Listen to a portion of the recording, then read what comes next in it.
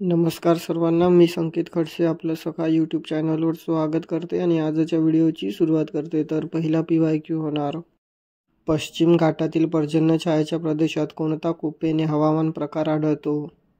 पर्याय आहेत: 1 उष्णकटिबंधीय मान्सून AM, 2 उष्णकटिबंधीय वर्षावन AF, 3 अर्धशुष्क BS, 4 भूमध्य CS.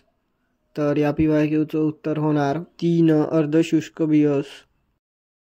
पुढील PYQ, संसर्गजन्य रोग ही कोणती आपत्ती आहे? पर्याय आहेत: 1 भूवैज्ञानिक आपत्ती, 2 जैविक आपत्ती, 3 हवामान विषयक आपत्ती, 4 सामाजिक आपत्ती. तर या PYQचं उत्तर होणार 2 जैविक आपत्ती.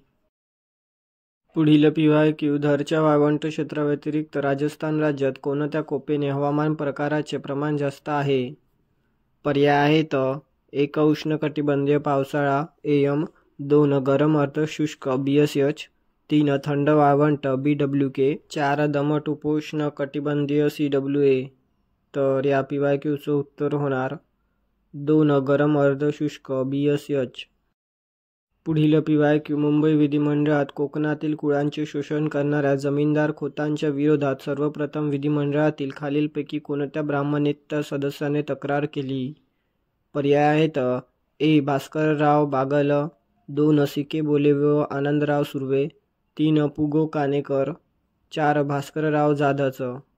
तर या PYQचं उत्तर होणार 2 CK बोले व आनंदराव सुर्वे.